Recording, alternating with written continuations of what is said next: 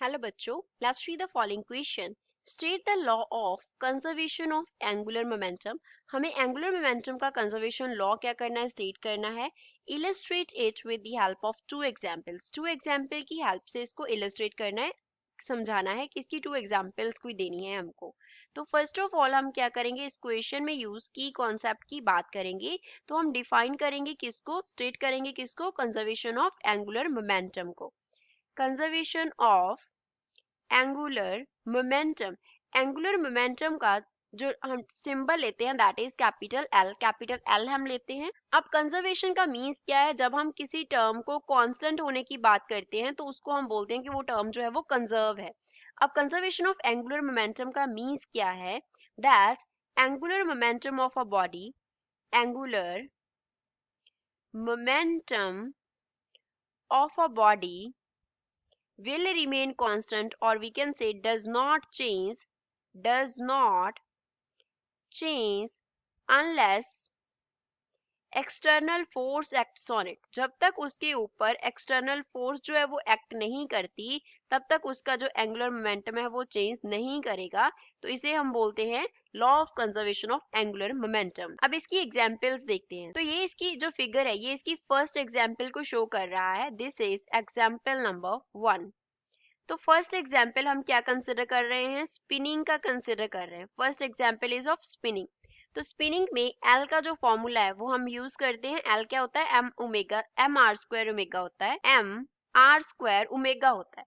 अब यहाँ पे एम जो है वो तो बॉडी के मास को रिप्रेजेंट करता है जो कि हमेशा क्या रहेगा, कांस्टेंट रहेगा. तो एल को कांस्टेंट रखने के लिए वेरिएशन किस में आएगी, आर में आएगी और ओमेगा में आएगी. आर जो है वो रिप्रेजेंट करता है डिस्टेंस को, r is distance and omega क्या है, एंगुलर स्पीड है. Omega is angular speed. अब फिगर को रेफर करते हैं. फिगर में फर्स्ट जो हमने ये हमारे बनाया है इसमें हमारे पास जो डिस्टेंस है r उसकी वैल्यू क्या है, लार्ज है. इसको हम कंसिडर कर लेते हैं फिगर a, इसको कंसिडर कर लेते हैं b. तो अगर a की बात करें तो a में r का वैल्यू क्या है, लार्ज है.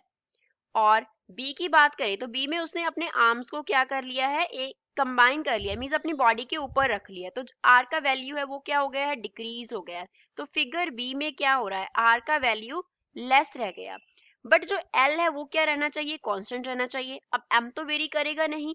तो जब आर का वैल्यू डिक्रीज होगा तो क्या इंक्रीज कर जाएगा, ओमेगा इंक्रीज कर जाएगा to compensate for the decrease in are.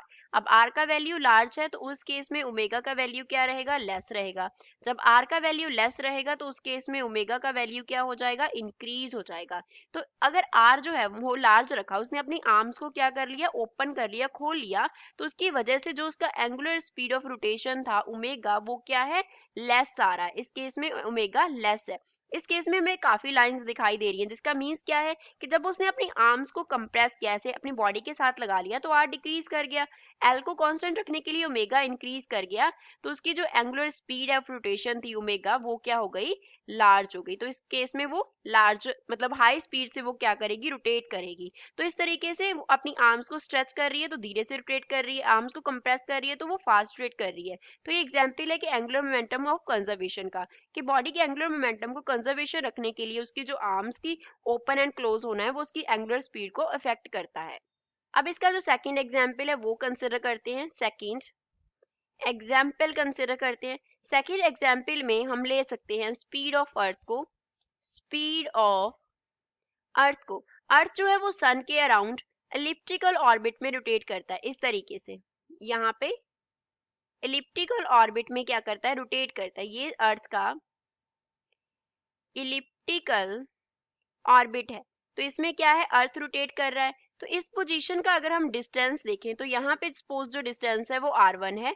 तो इस पोजीशन के डिस्टेंस के साथ अगर हम कंपेयर करें तो यहाँ का जो डिस्टेंस है वो r2 है. अब क्लियरली जो r2 डिस्टेंस है वो ग्रेटर है r1 के. अगर r2 ग्रेटर है r1 से तो एंगुलर मोमेंटम तो यहाँ पे बॉडी क्या है, रोटेट कर रही है. अर्थ क्या कर रहा है, रोटेट कर रहा है. तो अर्थ का टोटल एंगुलर मोमेंटम कंजर्व रहना चाहिए. अर्थ का टोटल जो एंगुलर मोमेंटम है, एंगुलर मोमेंटम है वो क्या रहना चाहिए, कांस्टेंट रहना चाहिए, उसका वैल्यू कंजर्व रहना चाहिए according to law of conservation of angular momentum. तो अगर इस पोजीशन पे हम L1 लें तो इस पोजीशन पे L2 लें तो L1 तो L2 के इक्वल होना चाहिए। अब L का जो हमने फॉर्मूला लिखा था दैट इज mr² ओमेगा लिखा था, तो L1 के टाइम पे जो r का वैल्यू है वो क्या है, लेस है, तो इस केस में जो ओमेगा का वैल्यू होगा वो क्या होगा, लार्ज होगा।